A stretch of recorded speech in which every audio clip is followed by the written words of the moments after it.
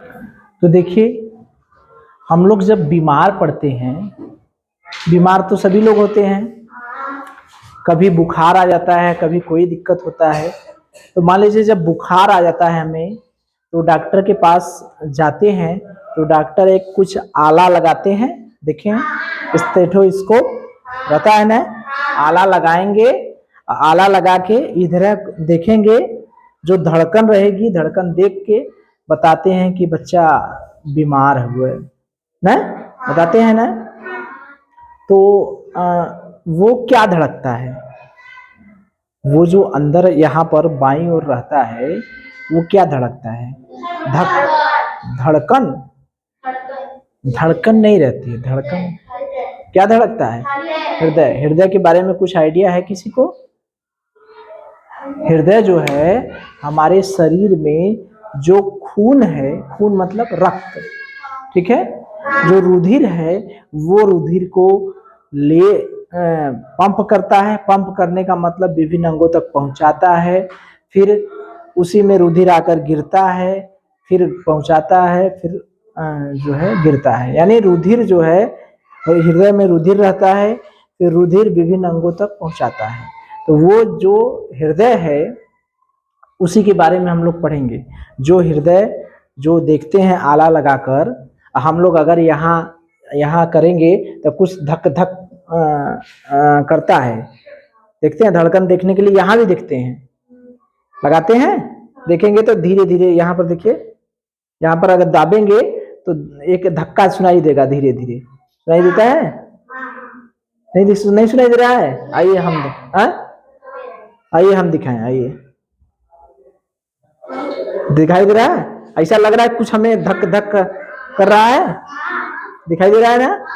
तो ये जो धड़क रहा है उसी को हम लोग कहते हैं धड़कन। तो ये धड़कन क्यों होती है? ये धड़कन इसमें ये रुधिर के कारण होती है। जब हृदय पंप करता है तब ये धक धक करता है। बात समझ में आ रही है? तो ये सारी जो क्रियाएं हैं, जो आला लगाते हैं, वो सारी जो प्रोसेस है वो हृदय के कारण है। हृदय बेचारा ऐसा कोल्हू का बैल है, ऐसा मतलब मेहनती है कि वो बेचारा कभी रुकता ही नहीं, हमेशा चलता रहता है। जाड़ा हो, गर्मी हो, बरसात हो, कुछ भी हो, हृदय हमेशा अपना काम करता रहता है। उसका काम रहता है पंप करना, मतलब धक्का देना, रुधिर को पहुंचाना। वो हमेशा पहुंचाता रहता है। जिस दिन वो पहुंचाना बंद कर देता है, उस दिन हम लोग क्या करते हैं? हाँ, इसलिए ऊपर चले जाते हैं। तो उसी हृदय के बारे में हम लोग पढ़ेंगे कि उस हृदय का जो वजन होता है वो 300 ग्राम का होता है। कितना होता है? 300 ग्राम। वो हमारे शरीर में वक्ष में बाएं तरफ स्थित रहता है, दाएं तरफ नहीं रहता। किधर रहता है? बाएं तरफ, इधर रहता है, यहाँ बाईं तरफ, ठीक है। तो बाईं तरफ स्थित रहता है। जो मछली रहती है, तो बाईं तरफ जब हृदय रहता है तो पहले हृदय के बारे में देखें कि हृदय होता कैसा है। क्योंकि वो खून रहता है उसमें, तो जाहिर सी बात है उसका कलर कैसा होगा? किस रंग का होगा? खून का कलर कैसा होता है? लाल। तो लाल रंग का होगा। ये बंद मुट्ठी के आकार का होता है, इस तरह से, ठीक है। तो इसका आकार कैसा होता है? बंद मुट्ठी के आकार। इसमें 4 कक्ष होते हैं। 4 कक्ष माने 4 कमरे। जैसे देखते नहीं, कोई मकान हो गया, जैसे ये सोचिए कि ये मकान हो गया, इस मकान में 4 कमरे हो गए। तो कक्ष माने कमरा, समझ रहे हैं ना? जैसे कोई एक मकान बनवाता है, उसमें पहला कमरा, दूसरा कमरा, तीसरा कमरा, चौथा कमरा, नहीं है? 2 कमरा ऊपर बनवा दिए, 2 कमरा नीचे बनवा दिए। तो हृदय भी अपना क्या कमरा बनवाया है? 4 कमरा। तो 4 कमरा में 2 कमरा ऊपर है, 2 कमरा नीचे। तो जो ऊपर वाले कमरे को कहते हैं नहीं दूसर का तल्ला, और नीचे वाले को कहते हैं नीचे वाले को है तीसरा तल्ला, ऊपर वाले को कहते हैं ऊपरी तल्ला यानी दूसरा तल्ला, और नीचे वाले को कहते हैं पहला तल्ला, या फर्स्ट फ्लोर, सेकेंड फ्लोर कहते हैं ना। तो हृदय में भी कितने कक्ष होते हैं? 4 कक्ष। कितने कक्ष हैं? 4 कक्ष। 4 कक्ष। तो ऊपर वाले तल्ले को कहते हैं अलिंद और नीचे वाले तल्ले को कहते हैं निलय। जो ऊपर वाला मकान रहता है उसको हम लोग कहते हैं अलिंद और नीचे वाले को क्या कहते हैं, निलय। ठीक है, ये ऊपर वाला अलिंद और नीचे वाला निलय। तो अलिंद में दो भाग होते हैं, एक बाईं ओर और एक दाईं ओर। तो देखिए बायां और दायां किधर है, इधर हमारा कौन सा हाथ है, दायां हाथ, तो इधर हो गया दायां, और इधर कौन सा हाथ है, बायां, तो इधर क्या हो गया, बायां। ठीक है, तो ये हो गया बायां, ये बायां हो गया ना, तो ये हो गया अलिंद और ये नीचे वाला हो गया निलय। ठीक, तो 4 कमरे हो गए। ऊपर वाला कमरा को क्या कहेंगे, अलिंद, नीचे वाले को क्या कहेंगे, निलय। तो ये ऊपरे वाले में भी 2-2 कमरे हैं ना, तो एक कमरा इधर है बाईं तरफ तो उसे कहेंगे बायां अलिंद। ठीक है, और एक है दाईं तरफ तो उसे कहेंगे दायां अलिंद। निलय में भी बायां और दायां, यानी टोटल हमारे पास 4 कमरे हो गए कि नहीं। हृदय के कितने कमरे, कितने कक्ष, 4। पहला कमरा को अलिंद और दूसरा तल्ला को निलय, यानी ऊपरी भाग को अलिंद और निचली भाग को निलय। अलिंद में भी 2 भाग, दायां और बायां, दायां अलिंद, बायां अलिंद, दायां निलय, बायां। ठीक है, तो हमने ये समझा, अभी तक क्या समझा, हृदय का वजन कितना होता है, 300 ग्राम। रंग कैसा होता है, लाल। आकार कैसा होता है, मुट्ठी के आकार का। कितने कक्ष होते हैं, 4। ऊपरी कक्ष को क्या कहते हैं, अलिंद। निचली कक्ष को क्या कहते हैं, निलय। अलिंद भी 2 भागों में बटा होता है, बायां अलिंद और दायां अलिंद, और निलय भी 2 भागों में बटा होता है, बायां निलय और दायां। इतनी चीज समझ में आ गया। तो ये देखिए, ये हमारा है हृदय की संरचना। ठीक है, तो इसमें ये वाला जो भाग है, देखिए ये पूरा हृदय है। ठीक, ये इसकी दीवाल है, ये हृदय की मोटी सी दीवाल होती है। ठीक है, तो अभी हम बताएंगे कि कौन सी दीवाल मोटी होती है, कौन सी दीवाल पतली होती है। तो अभी हम कक्ष के बारे में देख रहे हैं, तो हमारा ध्यान केवल कक्ष की तरफ हो। ठीक, तो ये देखिए ऊपर वाला जो भाग है वो क्या कहलाएगा, अलिंद। ये ऊपर वाला भाग जो है अलिंद, और नीचे वाला भाग क्या कहलाएगा, निलय। तो ये देखिए यहाँ से 2 भागों में बट गया, ऊपर वाला तल्ला हो गया और ये नीचे वाला। तो ये वाला जो भाग हो गया, ये ऊपरी भाग, ये क्या बायां, और बायां उधर है, बायां अलिंद। ये वाला भाग क्या हो गया, दायां अलिंद, और नीचे वाला क्या हो गया, दायां निलय, और ये वाला बायां निलय। 4 कक्ष समझ में आ गया। ऊपर वाला बायां अलिंद, दायां अलिंद, दायां निलय और बायां निलय, 4 कमरे हो गए। ठीक है, अब देखिए जो अलिंद है, अलिंद में खून आता है। ठीक है, अलिंद में खून क्या है, आता है। ठीक है, और निलय में क्या है, वो उसको पंप करता है। समझ रहे हैं, जैसे कि मान लीजिए यहाँ पर विभिन्न अंग, जो शरीर के विभिन्न अंगों से खून आता है, वो अलिंद में आया, और उसको प्रेशर कौन दिया, दबाव कौन डाला, निलय, नीचे वाला। तो मजबूत किसकी दीवार होगी, ऊपर वाले की दीवार होगी कि नीचे वाले की, नीचे वाले की। जाहिर सी बात है, जो दबाएगा वही ना मजबूत होगा। अगर वो पतला होगा तब तो बेचारा फट जाएगा तुरंत है। तो कौन सी दीवार मजबूत होती है हृदय की, अलिंद या निलय, निलय की दीवार मजबूत है। ये देख रहे हैं ना, ये निलय की दीवार थोड़ी सी मजबूत होती है, मोटी होती है, इसी वजह से लगता है कि टेढ़ा है हृदय। तो टेढ़ा तिखा नहीं है, चित्र में देखेंगे तो थोड़ा सा तिखा लगता है, तिखा नहीं रहता है, इसकी दीवालवा थोड़ा सा मोटा रहता है। ठीक है, तो इतनी बात समझ में आ गई कि हृदय में कितने कमरे, कितने कक्ष, 4 कक्ष। ऊपरी कक्ष को अलिंद और निचली कक्ष को निलय। अलिंद के दो भाग, बायां अलिंद, दायां अलिंद, और निलय के दो भाग, बायां निलय और दायां निलय। इतनी चीज हम समझ गए। रंग लाल, ठीक, आकार मुट्ठी के समान, वजन 300 ग्राम।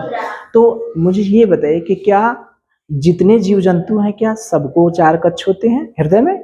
बिना हृदय का तो कोई जिंदा रहेगा नहीं। हृदय रहेगा, पंप करेगा तब ना। यही हृदय बेचारा रुक जाता है तो हम लोग क्या हो जाते हैं, चले जाते हैं। तो जीवन भर बेचारा धड़कता रहता है, जीवन भर अपना मेहनत करता है। और सबसे बड़ी खासियत ये है कि यह कभी नहीं थकता। हृदय कभी थकता है? अगर आपसे पूछा जाता है कि हृदय थकता भी है कभी? हृदय कभी नहीं थकता। हृदय नहीं है कि थोड़ा सा आराम कर ले कि जैसे हम आराम कर लें, कभी नहीं थकता। वो जीवन भर रुधिर को पंप करता रहता है। जिस दिन थक जाता है उस दिन हमारी आंखें बंद हो जाती, रोना धोना चालू। अब देखिए, ठीक है, ये तो समझ में आ गया, ऊपर का अलिंद और नीचे का निलय। अब हम लोग समझे सिरा और धमनी। सिरा और धमनी क्या होता है? हृदय से दो मोटी मोटी नलिकाएं निकली रहती हैं, ठीक है। एक नलिका क्या करती है, विभिन्न अंगों से रुधिर, जैसे हाथ से, पैर से, आंख से, हर जगह से रुधिर लेकर हृदय में गिरा देती है। हृदय में क्या करती है? गिरा देती है। उसे हम लोग कहते हैं सीरा। उसे क्या कहते हैं? सीरा। ये जो नीला नीला दिखाई दे रहा है ना, नीला नीला जो दिखाई देता है ना ऊपरा, नसिया जो दिखाई देता है ना, देखिए ये नस दिखाई दे रहा है ना, देखिए ये जो है, देखिए मेरी जो नस है, देखिए ये हाथ में दिखाई दे रही है ना, ये देखिए मोटी सी दिखाई दे रही है ना, ये नीला नीला दिखाई दे रहा है ना, ये दिखाई दे रहा है, देखिए ये यहाँ दिखाई दे रहा है, मोटा सा नस है ना। ऐसे आप लोग के भी शरीर में दिखाई देगा, उसको कहते हैं सिरा। ये क्या करते हैं, ये जो नसें दिखाई देती हैं, जिसमें डॉक्टर सुइया निकालते हैं, खून निकालते हैं, गोद कर जो निकालते हैं, वो क्या, ये सब जो दिखाई दे रहा है, ये सब क्या है? देखिए देखिए दिखाई दे रहा है ना, ये सब क्या है? सिरा। ये क्या करती है, शरीर के विभिन्न अंगों से रुधिर लाती है, ला के कहाँ गिरा देती है? हृदय में। हृदय में कहाँ गिराएगी? अलिंद में, ठीक है। तो हम अभी अलिंद लीने की बात नहीं कर रहे, कहाँ गिराती है अभी हम नहीं कर रहे हैं। अभी हम ये कह रहे हैं कि सिरा क्या करता है, रुधिर को पंप करता है या हृदय में रुधिर लाता है, ठीक है। तो सिरा क्या करेगा, रुधिर ला रहा है या अंगों तक ले जा रहा है? सिरा क्या कर रहा है? हृदय में रुधिर ला रहा है। तो सिरा क्या कर रहा है, हृदय में रक्त शरीर से लाती है। ये ध्यान दीजिए, यहाँ हृदय में क्या करते हैं? लाती है, ठीक है। तो अब जब हृदय से लाती है तो याद करिए, जब कोशिकीय श्वसन होता है, यही ऑक्सीजन जाता है, वहाँ पर कोशिकीय श्वसन होता है, तो कार्बन डाइऑक्साइड गैस निकलती है, वही कार्बन डाइऑक्साइड रुधिर के साथ आती है। तो ये शुद्ध रुधिर रहता है कि अशुद्ध रुधिर रहता है, बताइए। कार्बन डाइऑक्साइड उसमें रहेगा ना, श्वसन, कोशिकीय श्वसन हुआ है, तो वो रुधिर शुद्ध है कि अशुद्ध है? तो सिरा में क्या बहता है? अशुद्ध रुधिर। जहां जिस रुधिर में कार्बन डाइऑक्साइड मिला है वो अशुद्ध है। बात समझ में आ रही है? याद करिए, इसके पिछले वाले भाग में हम लोग जब श्वसन पढ़ रहे थे, तो जब सांस ले रहे थे तो ऑक्सीजन जा रही थी फेफड़े में, फेफड़े में वो नलिकाओं के माध्यम से, पतली पतली नलिकाओं के माध्यम से रुधिर ऑक्सीजन ले जाता था कोशिकाओं के पास। वहाँ पर कोशिकीय श्वसन होता है, कोशिकीय श्वसन में कार्बन डाइऑक्साइड निकलती है, फिर वो फेफड़े में लाता है, फिर नाक के माध्यम से छोड़ देता है, याद है। तो जब वो लाता है रुधिर, तो वो रुधिर शुद्ध रहता है। उस रुधिर में क्या मिला रहता है? Carbon dioxide. तो वो रुधिर कैसा रहता है? अशुद्ध रहता है। तो सिरा में हमेशा अशुद्ध रुधिर बहता है, ठीक है। और रुधिर जब, ये समझ में आया कि नहीं, जो सिरा है जो दिखाई देता है, इसमें शुद्ध रहता है कि अशुद्ध रहता है? अशुद्ध रहता है। और धमनी क्या करती है? धमनी विभिन्न हृदय से रुधिर विभिन्न अंगों तक ले जाती है। जब पंप करता है तो जो रुधिर जिस नलिका से जाता है उस नलिका को हम लोग क्या कहते हैं? धमनी। तो धमनी में शरीर के विभिन्न अंगों तक रुधिर ले जाती है। धमनी जो है विभिन्न अंगों तक रुधिर ले जाएगी। तो जब विभिन्न अंगों तक ले जाएगी तो किस लिए ले जा रही है? इसीलिए ले जा रही है कि अंग अपना काम करे, कोश की श्वसन करे, ऊर्जा मिले, इसीलिए ना। तो उसमें शुद्ध रहेगा कि अशुद्ध? शुद्ध रहेगा। तो जाहिर सी बात है, एक चीज समझ में आ गया कि शिरा में अशुद्ध रुधिर बहता है और धमनी में शुद्ध धमनी में शुद्ध बहता है। शिरा में अशुद्ध और धमनी में शुद्ध। ये समझ में आया? शिरा जो ये बाहर दिखाई देता है वो सब अशुद्ध रक्त रहता है। तो जब विभिन्न अंगों से रुधिर आता है तो उसमें कौन सा रुधिर रहता है? अशुद्ध। और जब हृदय पंप करता है तो विभिन्न अंगों तक जाता है तो वो उसमें कौन सा रुधिर रहता है? शुद्ध। तो शिरा में कौन सा रुधिर बहता है? अशुद्ध कि शुद्ध? अशुद्ध। और धमनी में कौन सा रुधिर बहता है? शुद्ध रुधिर बहता है। हृदय में रुधिर विभिन्न अंगों से रुधिर लेकर हृदय में आके कौन छोड़ता है? धमनी की शिरा? कौन सा? शिरा। अब हृदय से रुधिर लेकर विभिन्न अंगों तक कौन पहुंचाती है? धमनी। ठीक है, इतनी बात समझ में आ गई। हृदय का काम क्या है? बिना रुके जीवन भर चलना, रक्त को विभिन्न अंगों तक पहुंचाना, बिना रुके जीवन भर। जब तक जिंदा रहेंगे तब तक हृदय रुधिर को विभिन्न अंगों तक क्या करेगा?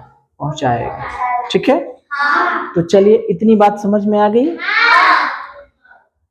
कि हृदय का रंग कैसा है? लाल। आकार कैसा है? मुट्ठी के आकार का। वक्ष के दाईं ओर रहता है या बाईं ओर रहता है? वक्ष में किस ओर रहता है? दाईं ओर या बाईं ओर? बाईं ओर रहता है। कितने कक्ष हैं? ऊपरी कक्ष को क्या कहते हैं? निचली कक्ष को क्या कहते हैं? अलिंद के दो भाग बताइए। अलिंद कितने भागों में बटा होता है? कौन कौन? दायां अलिंद और बायां अलिंद। नीला कितने भागों में बटा है? कौन कौन? दायां नीला और बायां नीला। हृदय से रुधिर, विभिन्न अंगों से रुधिर हृदय में लाता कौन है? धमनी या शिरा? कौन लाता है? शिरा। शिरा में अशुद्ध रुधिर रहता है कि शुद्ध? अशुद्ध। हृदय से रुधिर लेकर विभिन्न अंगों तक पहुंचाता कौन है? धमनी। धमनी में शुद्ध रुधिर रहता है कि शुद्ध? हृदय का कार्य क्या है? बिना रुके जीवन भर चलना।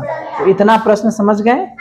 अब इस पे प्रश्न पूछा जाए फिर आगे बढ़ा जाए। ठीक है, प्रश्न पूछा जाए। चलिए मुझे ये बताइए कि हृदय का वजन कितना होता है? 300 ग्राम। Very good. हृदय का रंग कैसा होता है? लाल। बहुत अच्छे। वो उसका आकार कैसा होता है? मुट्ठी के आकार का। और मुझे ये बता दीजिए कि हृदय जो है वक्ष में किस ओर रहता है? दाईं ओर या बाईं ओर? बाईं ओर। Very good. और मुझे ये बताइए हृदय के टोटल कितने कक्ष हैं? 4 कक्ष। ऊपरी कक्ष को क्या कहते हैं? अलिंद। निचली कक्ष को क्या कहते हैं? अलिंद कितने भागों में बटा है? कौन कौन भाग हैं? दायां अलिंद, बायां अलिंद। Very good. नीला कितने भागों में बटा है? कितने? कौन कौन नाम बताइए? दाएं नीले और बाएं। अब ध्यान से सुनिए।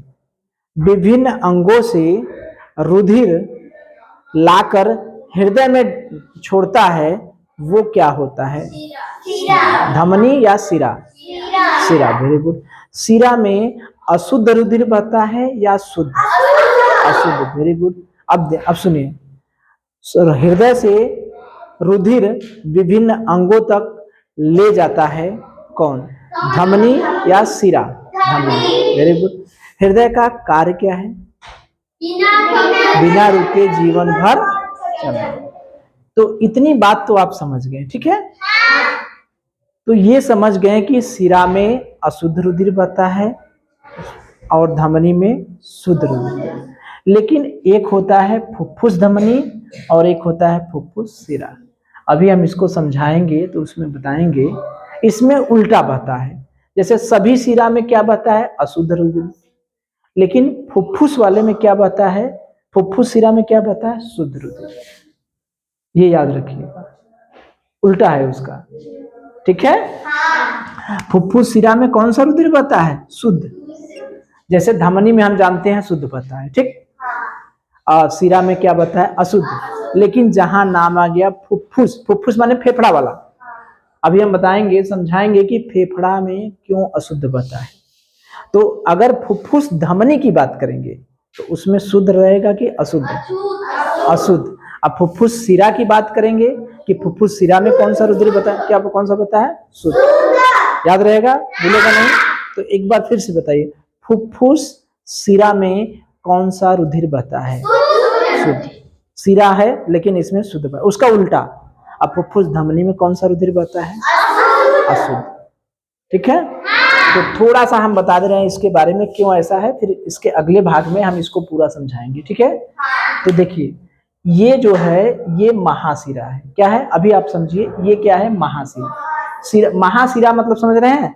जैसे एक मोटा सा डार, उसमें से पतली पतली डार निकली और पतली पतली डार निकली, तो शिरा का मोटकी नली, फिर उसमें से पतली पतली नली निकली, तो पतलकी नली, और पतली नली निकली और पतलकी नली, तो ये मोटकी नली है। ठीक है? ये नलियां आगे जाके अनेक भागों में बढ़ जाएगी। समझ रहे हैं ना? महाशिरा का मतलब मोटका मोटी सी नली। ठीक है? और ये महाधमनी का मतलब मोटी सी पाइप। समझ रहे हैं इसकी बात? तो ये जो महाशिरा है, इसमें कौन सा रुधिर है? अशुद्ध है। तो ये अशुद्ध रुधिर ये अलिंद में आता है। ठीक है? तो ये कपाट खुल जाएगा, तो ये अशुद्ध है। ठीक है?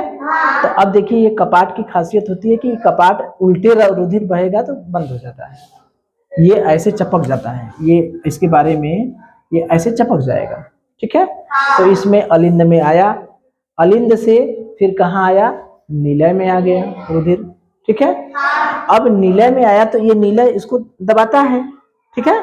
जब ये दबाएगा तो ये कपटवा तो बंद हो जाता है। यह कपाट बचा है फुफ्फुस धमनी वाला, यह ना बचा है फुफ्फुस धमनी, तो ये कपाट खुल जाता है। देखिए, ये उल्टा है तो ये ऐसे खुल जाएगा, तो ये इसमें जो है अशुद्ध रुधिर चला जाता है।